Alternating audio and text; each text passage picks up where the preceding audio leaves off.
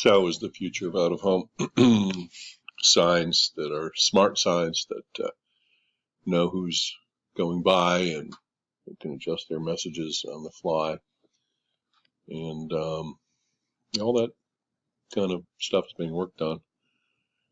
You know, if you got your cell phone on, actually a lot of out-of-home measurement is being done now by cell phone proximity. So it's getting there. So moving right along. What's the CPM for out-of-home? What's the quality of impression for out-of-home? Do I have the chart here? Let's see. Yes, I do. Okay, so this is a couple of years old, but it's still not too far off. CPM on the left, you see dollars for cost per thousand impressions, and then the orange is out-of-home. Posters, bulletins, transit shelters, and then digital place-based is already making its mark, and it's more expensive because it gets more eyeballs. It's a better impression. Bulletins and posters are pretty cheap, mostly because of those are the standard static out-of-home. It's not the digital version, it's static, and the quality impression isn't good, so the CPM is low. And what do you think, actually, let's just go back here, about the quality of impression of out-of-home? And hopefully what you're coming away with is that it varies based on, you know, what type of out-of-home it is. If it's all the ads on the inside of a subway train, it's pretty good impression, pretty good depth of sale. If it's driving by at 70 miles an hour highway bulletin, and you've got 3 seconds to notice it, not so good. So I think it's what we ought to come away with is that it varies. Quality of impression varies for out-of-home.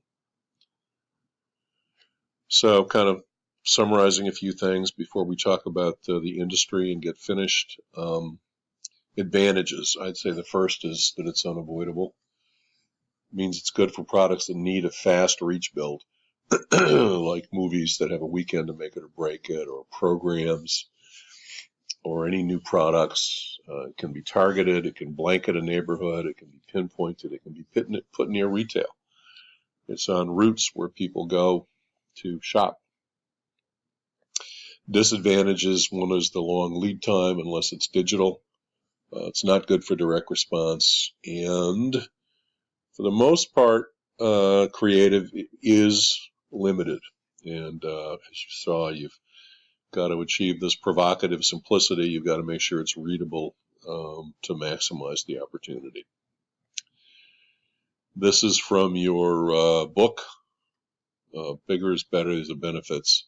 Mobility, she means the targetability. Diversity is that you can actually reach different zip codes and neighborhoods. Birds of a feather flock together, so you can do Hispanic showings, African American, Asian showings. In New York City, you'll see around Canal Street, lots of the signage is in Chinese, so that's a smart use of out-of-home.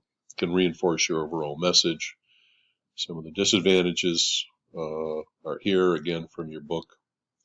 Brief message exposure, but we've talked about that. Message meaning the impression. And we talked about environmental criticism, too. In terms of the industry, these are the biggest media companies. Out front, used to be Gannett Outdoor where I worked, but it's gone through some changes of ownership.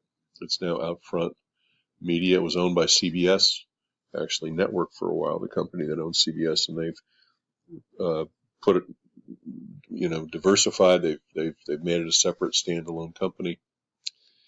Clear Channel's another one. They own the biggest radio company in the country, but they also own a huge out-of-home company in the U.S. and abroad. Both of these are international, too.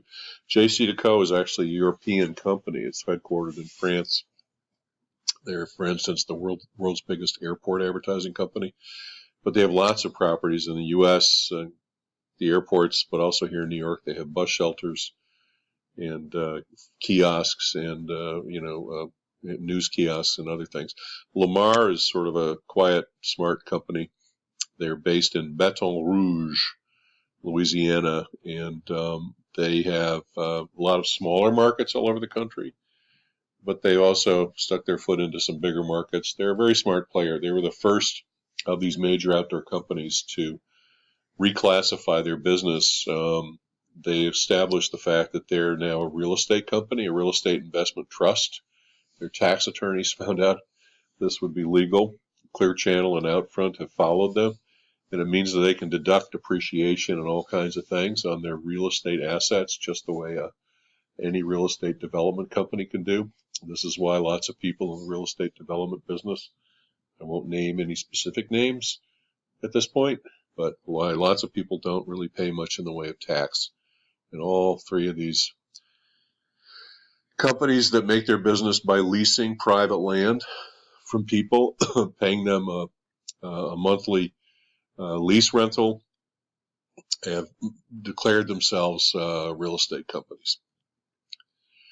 Now here's this issue of measurement. I'm going to quickly go to the Geopath site and let's just take a peek at some of these things. But basically, is this working? I don't know. In the past, the Geopath was the Traffic Audit Bureau. They just counted cars, and now, of course, they're looking at the viewability of out of home, how many people really see it. So they're really trying hard to reestablish and build more credibility for who sees out of home. Agile, integrated, passionate, forward-looking, etc. Here's the annual out-of-home media conference. They always go to good places, and I can tell you the Marriott in Phoenix is going to be nice. Wish I could go. Okay, so this is all about how they're measuring out-of-home now, prepared by the Futures Council. I think I may even have a page here as my next exhibit.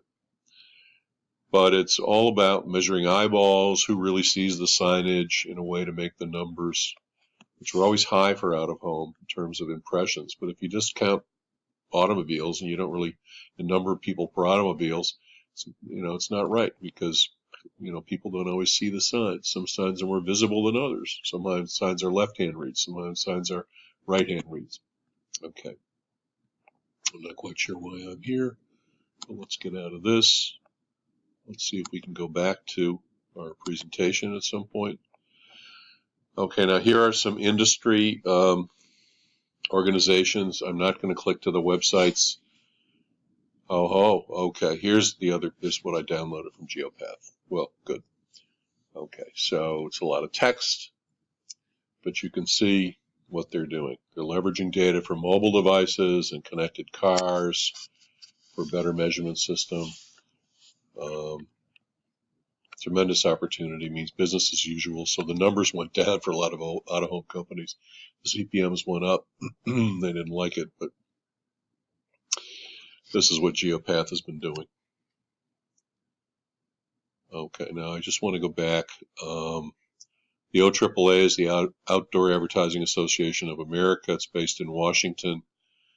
This is it's there to lobby, to deal with highway beautification acts and different things like that, and represent the outdoor industry to Washington. It also does marketing for outdoor. It sort of helps the outdoor companies come up with success studies and things like that to share with advertisers. Another association is just for digital place-based media, and this is the dp-aa.org. It's a newer association. It's based here in New York. I actually want to show a video from them about kind of what they do and what they're all about. So I'm going to stop here, and you'll have the video to look at and then pick up on the other side.